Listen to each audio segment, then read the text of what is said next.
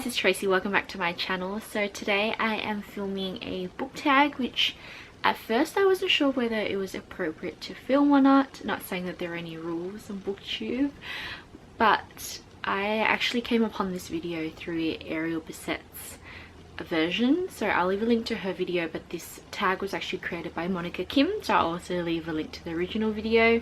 But Ariel's video really got me thinking about, I guess, me being on YouTube for the last how many years, we'll get into that, and I wanted to put my 2 cents towards this topic, which is oldie booktube. So here we go.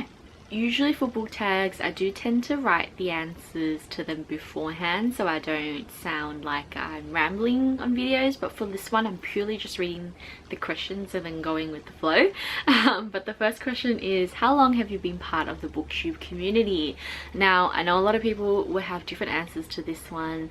Personally, for myself, I've been doing videos since 2012, but very inconsistently. So for between 2012 to say 2015, I would say those are the most active years that I've been on YouTube.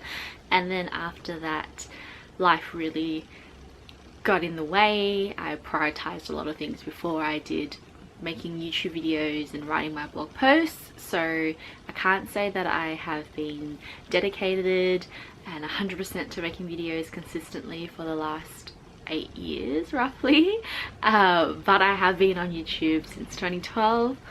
I don't know whether I can say that I am within the BookTube community, because I see myself as someone who makes videos about books, and will say that my YouTube channel is more of a BookTube channel, but I will say that the BookTube community itself does come across as a very inner circle community, if that makes any sense.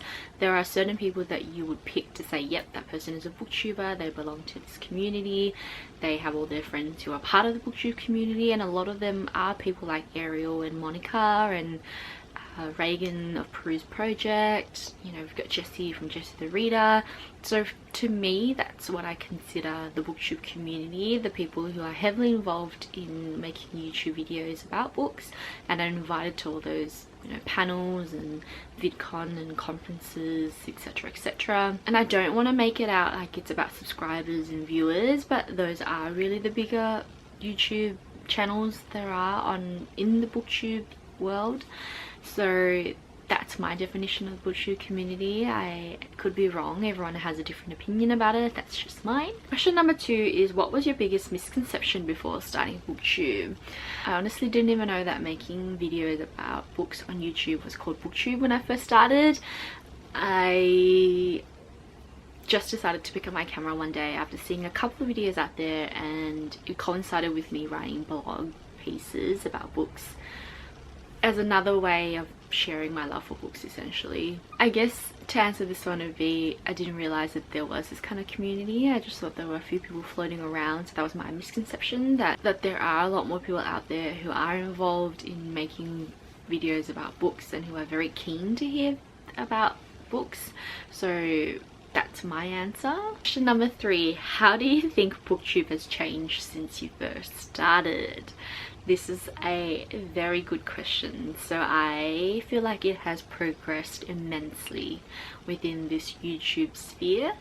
BookTube when I first started was, like I said, very scattered, kind of very small and close-knit community. There were a handful of people that I watched dedicatedly, and there were very specific videos that came out of it. So a lot was about reviews, hauls, bookshelf tours, which are still around, and book tags as well. But these days I've come to notice, and this is me coming back from my hiatus from what, like 3 years now, to see that we've expanded on the videos that we can do, taking on board more of the mainstream videos like vlogs and whatnot, and incorporating books and reading into that, which I find fascinating. It's such a good way for booktubers to invite viewers and I guess other booktubers into your personal world, to see how you're reading, what you're doing on your everyday basis kind of thing. It's definitely blown up a lot. You also have booktubers who have sponsorships, who are writing novels, who are attending so many conferences and panels out there. It's mind-blowing to me that people make a career out of this now, and that's why I think it's progressed immensely. So that's probably the number one change, is seeing it grow rapidly and expanding what people can do with their videos. Question number 4 is, what is your favorite booktube memory? I feel like most people's answer to this would be making friends. Now mine's very different. I make videos, but I'm not very heavily involved in the community, like I said, and I haven't really connected with a lot of booktubers on here. But I will say my favorite memory of all time would be filming my first haul ever, because I was so excited. I've never done these before, and I can understand why people love filming hauls, because especially if you're unboxing something, it's that thrill of not knowing what you purchased, but also being able to share, hey, this is what I've, you know, bought, and this is definitely a cover buy because it's so pretty. So that was my first haul that I did, and it was probably the most exciting video that I've ever filmed. Question number 5 is, what are some books that you were introduced to because of BookTube? And that is a whole video on its own, I would have to say. There are so many books out there that I think if I was to list them all, this video would be too long, and I'm fairly sure that a lot of you guys watching would know most of them anyways, but just off the bat, and this one is right within my reach.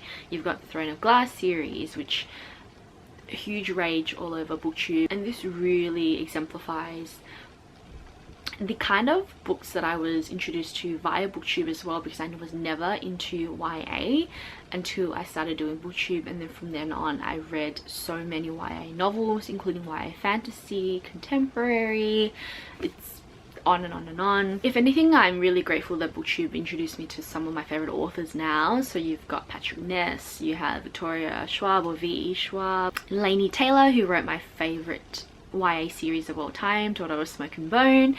So those are just a couple of them. Maybe I'll make a video just to answer this question alone. Question number 6, what is something that frustrates you about BookTube? I think this might be more of a personal matter than the entire community itself, but for me it's that feeling of not being caught up with the latest trend or the latest phase or fad, not being able to produce videos at the same caliber as everyone else, the same standard. So look at me, I'm sitting on the ground, barely half my bookshelf in, you know, in the background, and then my desk on the side. It's not the same as everyone else's, where they've got beautiful bookshelves at the back. I only have one bookshelf now. I don't even have my rows of bookshelf with different books on there. I've done a full unhaul and gotten rid of all of them. But that's just personally me, in that I feel like sometimes people consume videos to see the prettier side of things and to see things set up properly and have high quality videos, which is great, like I do as well, but that's not me. And I think that's partly why I stepped away from BookTube as well, was because it was stressing me out a lot in terms of trying to produce videos that I think people wanted and not really what I wanted to film, and then trying to make things look pretty, and then not having the right lighting, and then not wanting to film, and it just went on and on and on and on. But that's just my perspective for BookTube and what viewers want. And lastly, what is your hope for the future of BookTube? I mean, like I said, it's progressed so much already, and with that progression came with a lot of growth, and a lot of people who are watching these videos would love to see more booktubers or more smaller channel booktubers come out, maybe see YouTube suggest it more. You know, I think BookTube is big, but definitely room for more growth from there.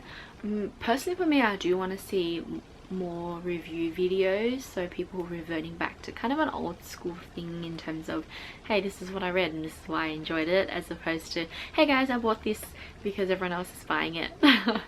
I would also love to see a wide range of genres that eventually booktubers will talk about, so beyond just YA. Like I said, I got introduced to YA through BookTube, which is great, but I now read a wide range of genres and I want to talk about those, but I haven't really seen anyone or any other YouTubers really expand their reading genre either, so maybe that's something that can happen in the future. I feel like this video was semi-articulated but I hope you enjoyed watching this and maybe it gave you some food for thought. It's definitely strange to say that I started out this channel, what, 8-9 years ago, but I'm back, very different to how I was back then. I'm enjoying it though, and we'll see how the rest of BookTube goes on in the future. Hope you guys are taking care. I'll see you guys next time. Bye!